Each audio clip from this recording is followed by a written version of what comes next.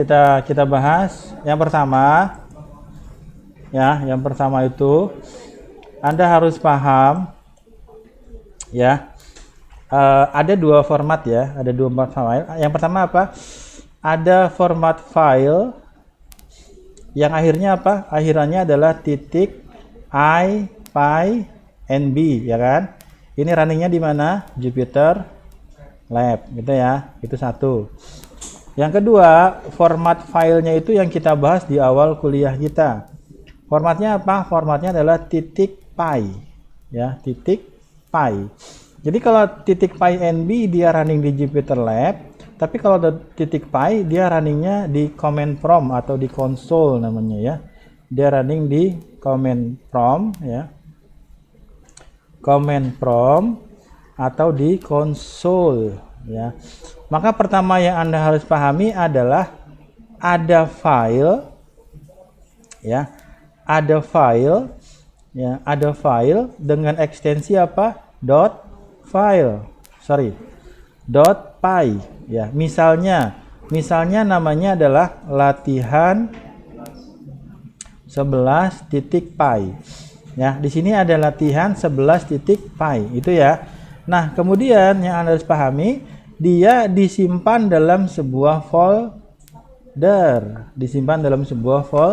folder. Nah, foldernya itu bisa macam-macam. Cuma kemarin kita punya yang namanya root.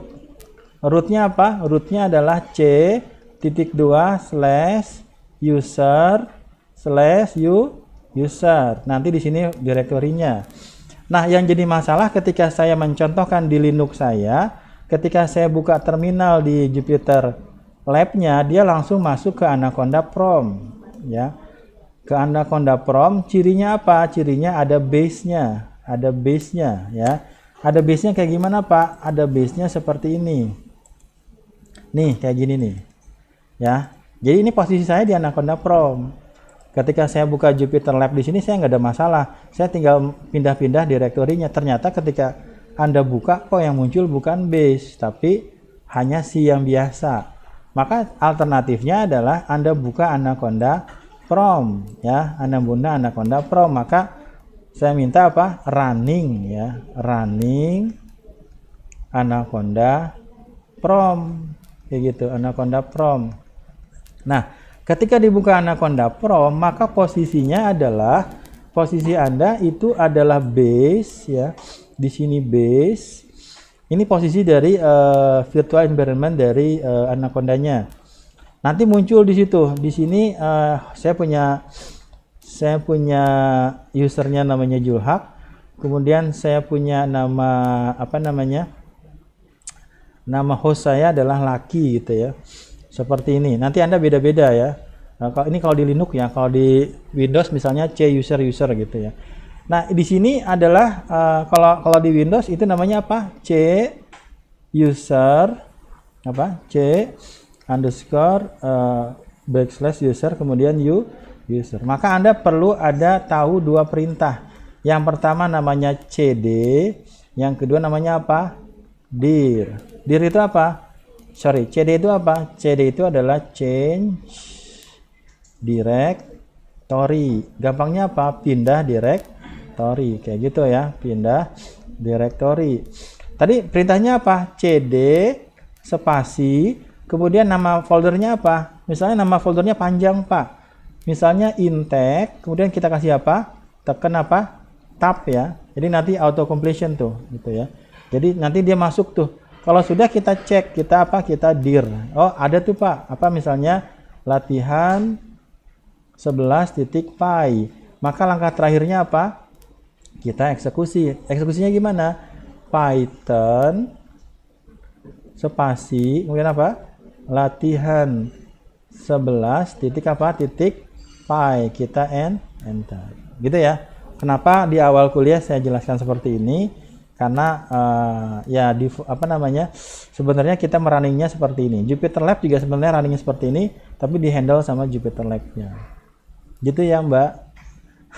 Ini ada PC-nya. Nanti coba cari PC yang lain ya. Oke, waktunya masih ada nggak? Masih. Saya kasih tugas saja lah ya. Saya kasih tugas lagi. Gak apa-apa ya, banyak latihan nanti semakin keasah ininya ya, intuisinya ya. Saya bikinnya gini ya, kita masih main di satu mahasiswa ya, tapi inputnya tetap dari user ya, input dari user ya, tapi yang ditanyakan adalah agak banyak sekarang ya. Anda mengerjakan di IPNB silahkan, Anda mengerjakan di .py juga silahkan. Yang ditanyakan adalah nama, kemudian semester, kemudian nilai formatif ya, kemudian nilai tugas, kemudian absen ya, sama nilai UTS, sama nilai UAS gitu ya. Oke. Ada berapa di sini? 1 2 3 4 5 6 7. Mau ditambah lagi nggak? Cukup ya? Oke, itu satu. Yang kedua, prosesnya adalah nilai akhir. Nilai akhir adalah, ini saya kasih ini ya, nilai formatif itu NF, nilai tugas itu NT, absen itu AB, nilai UTS adalah NUTS, nilai UAS adalah NUAS. Ini buat rumusnya aja. Oke, nilai akhir adalah, komponennya adalah nilai UTS 25% ditambah ya dengan nilai UAS adalah 35%. Ini 35 ya, 35. Nilai formatif itu 10% ya. Oke, kemudian nilai apa nih? Tugas ya. Tugas berarti berapa? 0,2 ya. Kemudian sisanya absen ya, sisanya absen. Ya, kalau di total berapa? 100%.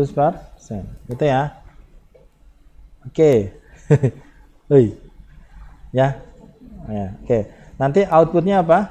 Outputnya adalah tampilkan semua informasi yang ada ya. Tampilkan semua informasi yang ada. Ya, berarti apa aja? Ya, nama, ya semester, ya nilai UTS macam-macam gitu. Sampai nilai akhir juga harus ditampilkan. Ya, 15 menit cukup. Nah, ini saya screenshot lah. Kita belum masuk ke logika ini ya. Kita belum masuk ke logika.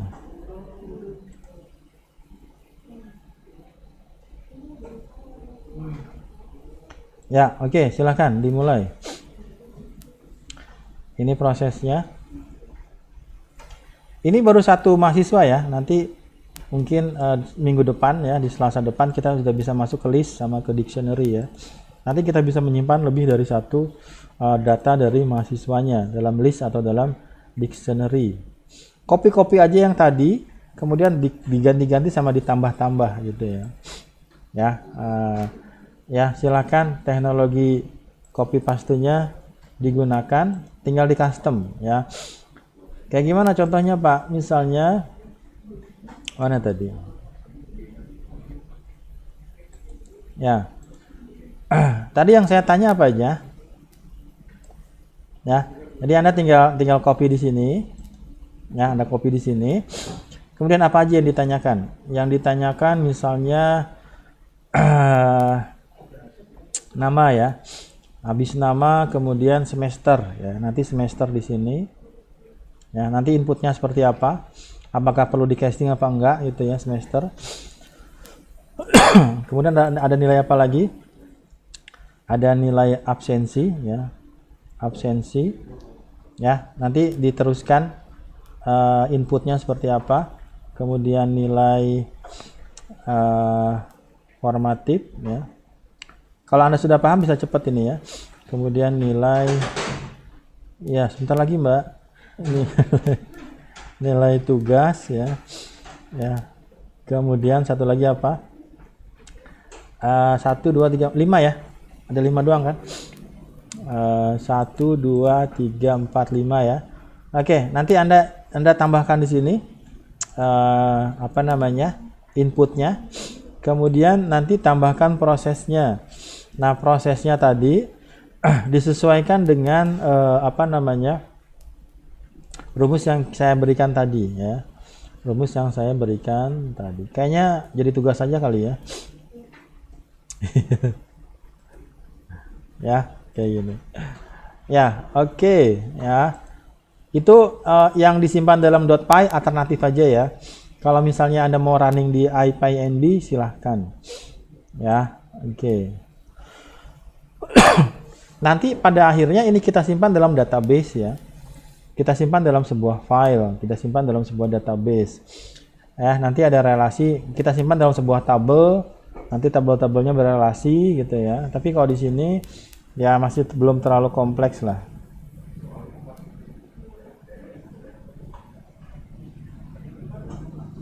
Ya, oke. Ya, silakan, masih ada waktu 10 menit. Anda coba aja dulu sampai jam 1. Ini nggak saya selesaikan.